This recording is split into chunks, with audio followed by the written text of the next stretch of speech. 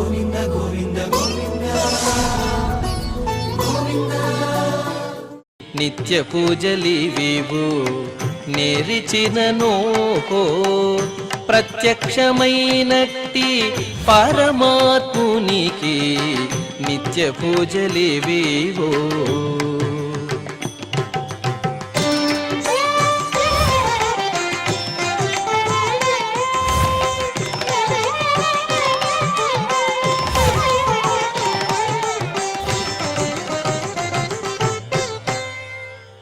ఓం నమో వెంకటేశాయ. ఈరోజు బుధవారము, శ్రీ పరాభవనామ సంవత్సరము, ఉత్తరాయణము, వసంత ఋతువు, చైత్రమాసము, శుక్లపక్షము, చతుర్దశి తిథి, ఉత్తరా పల్గుని నక్షత్రము, ఏప్రిల్ 1, 2026.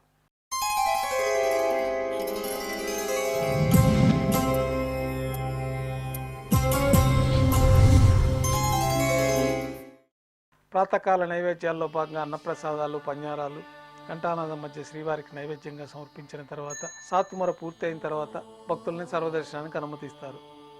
కొద్ది విరామం తర్వాత మాధ్యాహ్నిక ఆరాధనలో భాగంగా బంగారు పంచపాత్రలో శుద్ధ జలాన్ని నింపుకొని శ్రీవైకానస భగవశాస్త్రోక్తమైన విధానంలో దేవతామూర్తులందరికీ ఉపచారాలు సమర్పించి తులసి దళములతో అష్టోత్తర శతనామాలతో అర్చన నిర్వహించి మాధ్యాహ్నిక నైవేద్యంలో భాగంగా అన్నప్రసాదాల ఘంటానాదం మధ్య శ్రీవారికి నైవేద్యంగా సమర్పించి భక్తులని సర్వదర్శనానికి అనుమతిస్తారు.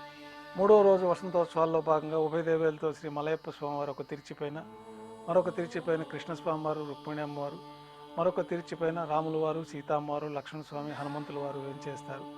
మేళతాళాలతో ఊరేగింపుగా ఏకకాలంలో శ్రీ మలయప్ప స్వామివారు, రాముల వారు, సీతామ్మవారు, లక్ష్మణస్వామి, కృష్ణస్వామి, రుక్మిణి అమ్మవారు ఊరేగింపుగా తిరువీధి ఉత్సవంగా ఆలయం వెనుక భాగంలో గల వసంత మండపానికి చేరుకుంటాడు.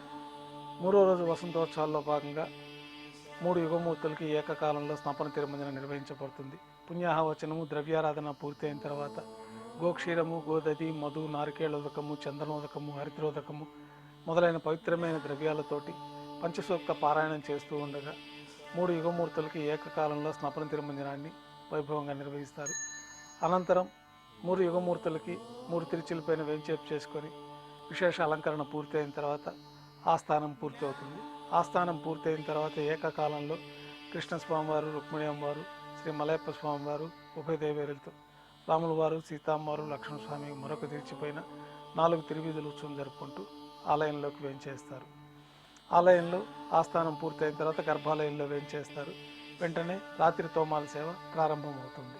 ఉదయం సమర్పించిన పుష్పమాలికలన్నీ సళ్ళింపు చేసుకుని గర్భాలయాన్ని శుద్ధి చేసుకొని బంగారు పంచపాత్రలో శుద్ధ తోయాన్ని నింపుకొని శ్రీవైకానస భగవశాస్త్రోక్తమైన విధానంలో దేవతామూర్తులందరికీ మంత్రయుక్తంగా ఉపచారాలు సమర్పించి కొత్త పుష్పమాలికలు ఉత్సవమూర్తులకి మూలమూర్తికి అలంకరణ గావించి చతుర్వేద మంత్రాలతో మంత్రపుష్పాన్ని సమర్పించి నక్షత్ర నీరాజనము, కర్పూర నీరాజనంతో రాత్రి తోమాల సేవ పూర్తి అవుతుంది.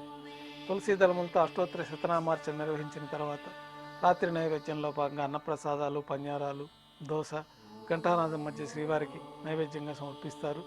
తిరువీస నైవేద్యం పూర్తయిన తర్వాత భక్తులని సర్వదర్శనానికి అనుమతిస్తారు.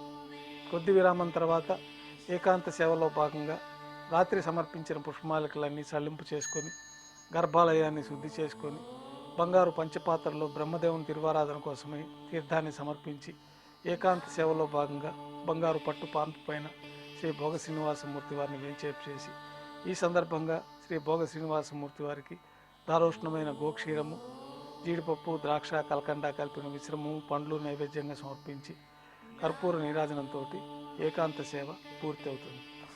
ఓం నమో వెంకటేశాయ.